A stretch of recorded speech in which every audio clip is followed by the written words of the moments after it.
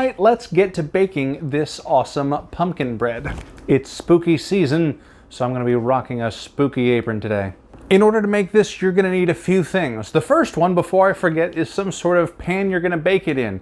Either a couple of loaf pans. I've actually got one of these great silicone 6-part mini loaf pans, which I tend to use on the regular. 3 1/3 cups flour. 2 teaspoons of baking soda. 1½ teaspoons of salt. 1/2 teaspoon of submarine fuel, baking powder. 1 teaspoon of cinnamon and 1 teaspoon of cloves. And seriously, that's like all the seasoning you really need. 2/3 cup of shortening.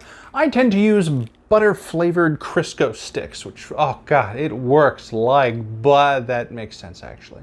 2 2/3 cup sugar. A total of 4 eggs. No, I don't always juggle them. Yes, I do.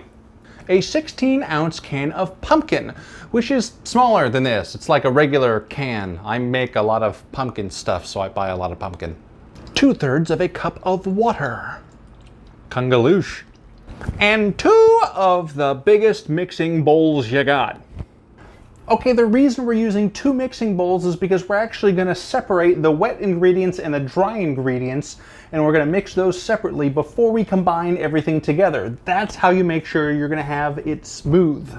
Make sure to put the wet ingredients in the largest of the bowls and then mix the dry ingredients in the smaller of the bowls, because we're going to end up mixing the dry into the wet. It's going to get pretty big by the end. I highly recommend that you mix these in the order that I do. Add in your shortening. Next, add in your sugar. I know what you're thinking. You're thinking, wait a minute, Rich, we said we were going to do the wet ingredients together. Sugar is very much a powder. Well, guess what? The granules of sugar, actually are considered a wet ingredient in pretty much all of baking. And honestly, it works so much better if you do that. Add in your eggs. Honestly, at this point, you can actually start mixing up those liquid ingredients, because you're going to need to try to get it as smooth as you can.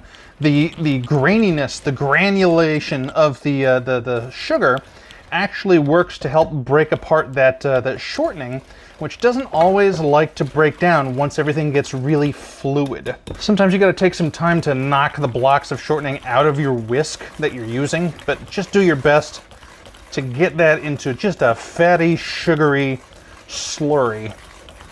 Oh yeah, like that. Honestly, the work that you put into getting this consistency to the smooth consistency that you want is going to set the tone for the entire pumpkin bread. So if you're going to put a couple extra seconds into mixing something, do it now. Next, add your pumpkin and your water. And those are your liquid ingredients. So go ahead, mix those together, get it nice and smooth. Oh yeah, just like that. That is awesome. Next, you mix your dry ingredients in this one, and it almost doesn't matter what order you put them in. Your flour, your baking soda, your salt, that baking powder, and finally your flavor, your cinnamon, and your cloves.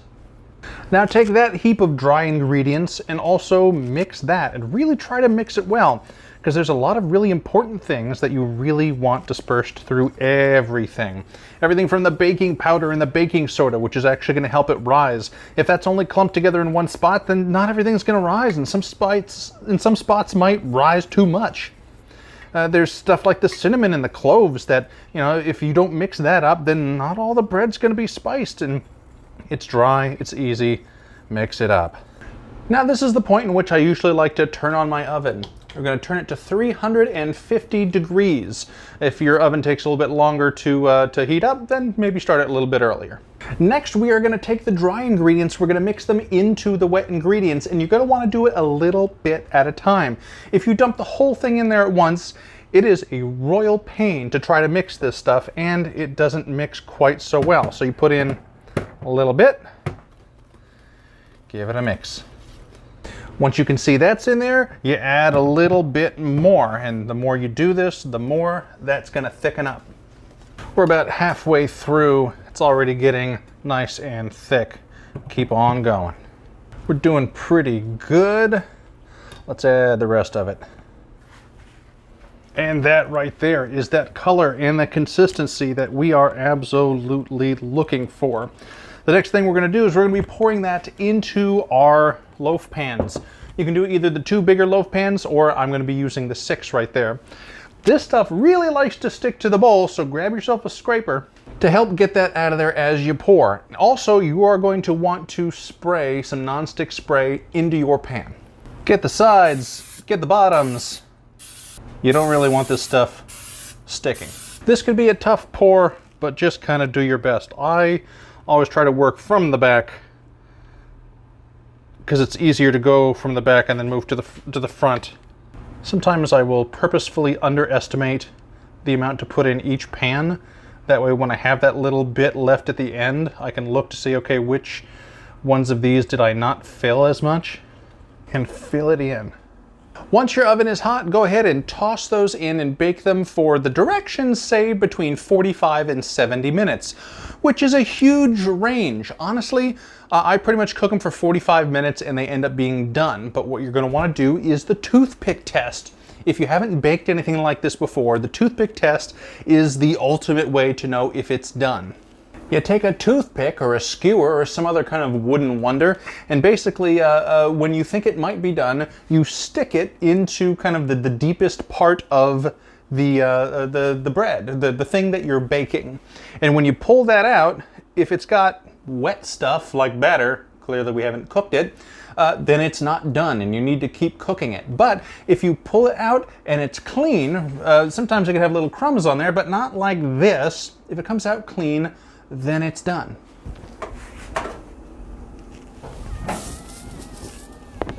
All right, it has just passed the toothpick test. I actually use some of these wooden skewers because they go nice and deep and I can be sure they're fully cooked.